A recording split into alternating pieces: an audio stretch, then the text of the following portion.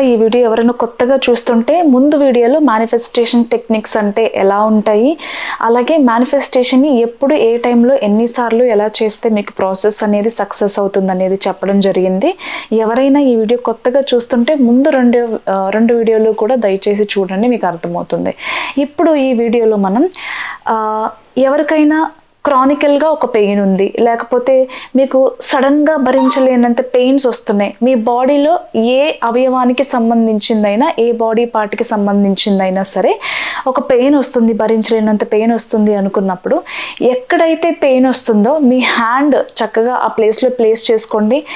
చిన్న నోట్ ఏంటంటే, అంటే మమ్మల్ని హాస్పిటల్కి వెళ్ళొద్దంటావా, ఇలాగే చచ్చిపోమంటావా అని అడిగితే మాత్రం దయచేసి నేను చెప్పేది అది కాదు. ఎప్పుడైనా ఎమర్జెన్సీగా కొంతమందికి సడన్గా తట్టుకోలేని పెయిన్ వస్తుంది, మీకు వెళ్ళే టైం లేదు, వెళ్ళడానికి టైం పడుతుంది అన్నప్పుడు ఇన్ కేస్ మీరు హాస్పిటల్కి వెళ్తున్నప్పుడు మీరు క్యాబ్లో ఉన్నా కార్లో ఉన్నా ఎలా ఉన్నా సరే ఈలోపు మీకు కొంచెం రిలీఫ్ ఇవ్వడానికి కానివ్వండి, మీకు కొంచెం ప్రాబ్లం నుంచి బయటపడిపోవడానికి, ఆ ప్రాబ్లం తగ్గడానికి ఇది చాలా హెల్ప్ అవుతుంది.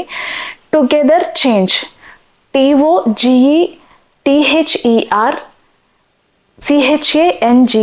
Together change.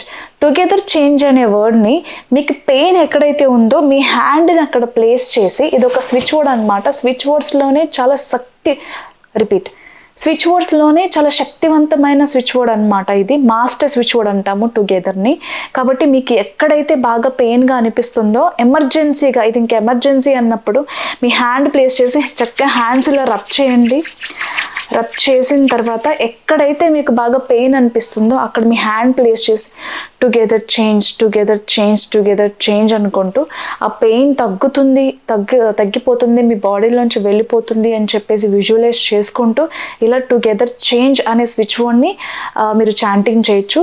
ఒక క్రానిక్ పెయిన్స్, యాక్సిడెంట్స్, లేకపోతే సడన్ పెయిన్స్ ఏదైనా వస్తేనే కాకుండా ఎవరికైనా సడన్గా మీకు ఒక ప్రాబ్లం వచ్చింది, మనీ ఇష్యూస్ కానివ్వండి, రిలేషన్షిప్ ఇష్యూస్ కానివ్వండి, మీరు ఏదైనా మీ తప్పున్నా లేకపోయినా ఒక సిచ్యువేషన్లో ఇరుక్కుపోయారు, ఆ సిచ్యువేషన్స్ అన్నీ కూడా చాలా ఇబ్బందికరంగా ఉన్నాయి, ఇంకా మీరు ఎటు పోలేని సిచ్యువేషన్లో మీరు ఇరుక్కుపోయారు అని అనుకున్నప్పుడు కూడా, అంటే ప్రాబ్లం మీ పీకల మీదకి వచ్చింది, ఇంకా మీ వల్ల ఏది అవ్వదు అన్నప్పుడు కూడా ఈ స్విచ్ వర్డ్ ఏదైతే ఉందో మీ కష్టం నుంచి చాలా ఇన్స్టెంట్గా మిమ్మల్ని గట్టెక్కిస్తుంది, మీకు ఒక సొల్యూషన్ దొరుకుతుంది.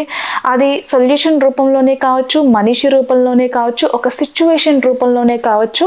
మిమ్మల్ని ఏదైతే చాలా మీరు భరించలేని ఒక సిచ్యువేషన్, ఒక టెన్షన్ మూమెంట్ ఏదైతే ఉందో దాని నుంచి మిమ్మల్ని గట్టెక్కించడానికి చాలా ఉపయోగపడుతుంది టుగెదర్ చేంజ్. అప్పుడు కూడా మీరు ఏదైతే ప్రాబ్లం ఉందో ఒకసారి యూనివర్స్కి ప్రే చేసుకుని, ఈ ప్రాబ్లమ్ని ఎలా అయినా సరే నేను ఈ ఛాలెంజ్ని నేను స్వీకరిస్తున్నాను, నేను ఈ ఛాలెంజ్ ఏదైతే ఉందో అది నేను యాక్సెప్ట్ చేస్తున్నాను, ఓవర్కమ్ చేసుకుని దీని నుంచి బయటపడడానికి నాకు ఒక మార్గాన్ని కానివ్వండి, ఒక పర్సన్ని కానివ్వండి, ఒక సిచ్యువేషన్ కానివ్వండి క్రియేట్ చేయండి అని చెప్పేసి టుగెదర్ చేంజ్ అనే వర్డ్ని మీరు 28 టైమ్స్ కానీ 109 టైమ్స్ కానీ చాంటింగ్ చేసినట్లయితే కనుక ఏదైతే మిమ్మల్ని ఇప్పుడు ప్రాబ్లం ఇబ్బంది పడుతుందో దాని నుంచి ఖచ్చితంగా బయటపడడానికి మీకు ఒక సొల్యూషన్ దొరుకుతుంది.